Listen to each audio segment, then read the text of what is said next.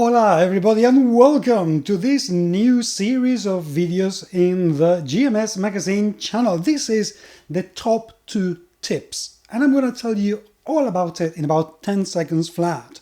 But the top 2 tips of today is what are your top 2 indie games. Welcome to top 2 tips.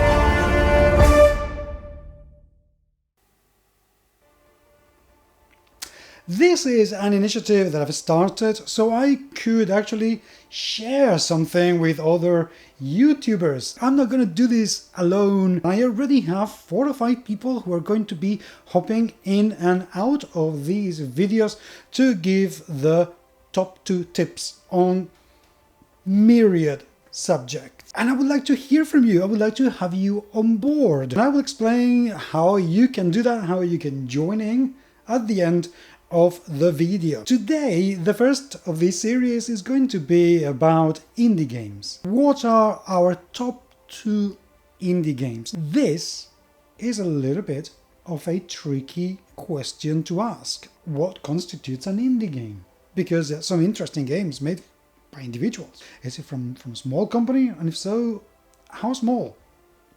It is a very difficult thing to define, and I'm not sure how to do it. I am going to say that for me, an indie game is that of a very small, experimental, perhaps inexperienced company that risks a lot to get a game out there that may never become mainstream or even well-known. Games that try something new. For this first video, I have the immense pleasure of having with me the absolutely fantastic Roberto Micheri. Over to you. Hello everybody, Roberto Micheri here, and top 2 indie games. This is very personal, has nothing to do with quality of the game or popularity. These are 2 indie games I really liked and really enjoy. First one is Don't Rest Your Head. I played that on the very first Geeknik for Puerto Rico role players. My friend Daniel got me a PDF copy, and I didn't run it. I played it. My friend Edwin ran it, and I loved the concept of don't rest your head. You can't fall asleep because otherwise you fall into this other world. Excellent. One of my favorite indie games. And my second favorite indie game is Spirun. Spsirun.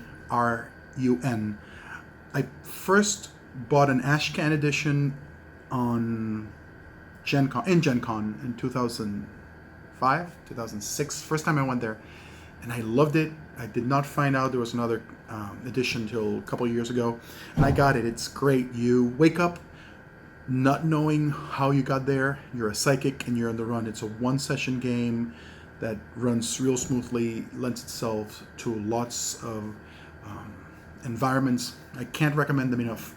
Don't Rest Your Head, Spirun, my 2 favorite indie games. See you later.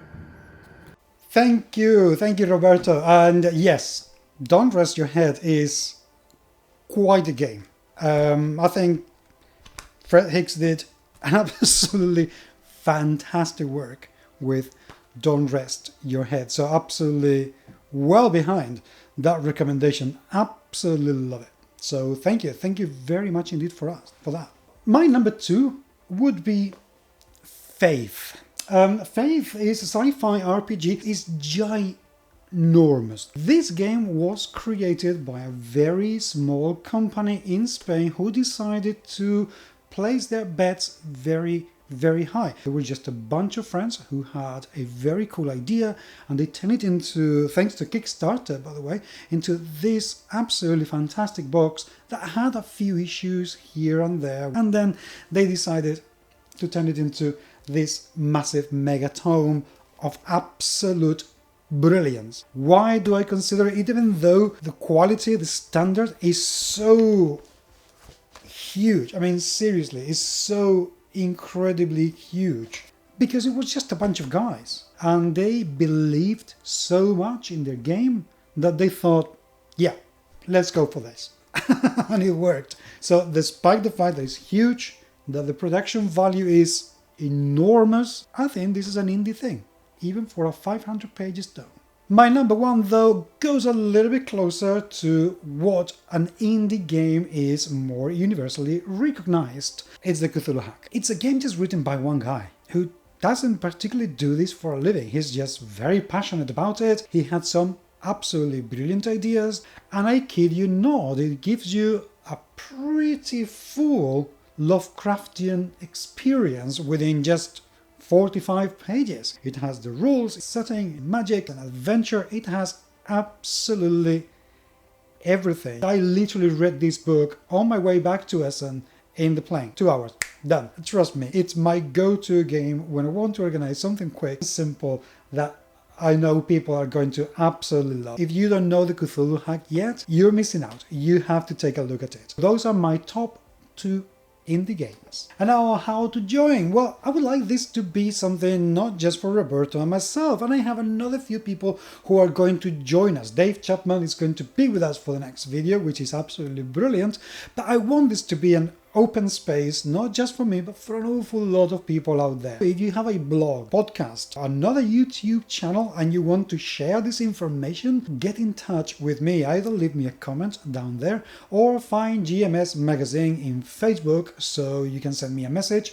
We can get talking and I can tell you how these things works and what I need from you. So maybe, you know, we can bring an awful lot of really cool content for an awful lot of really cool people. So please do get in touch. If you have enjoyed this video, please subscribe, give us a thumbs up, and spread the word. Share it so everybody knows we're here and everybody knows top 4 for this video for indie games. Thank you very much indeed for being there, and keep top tipping.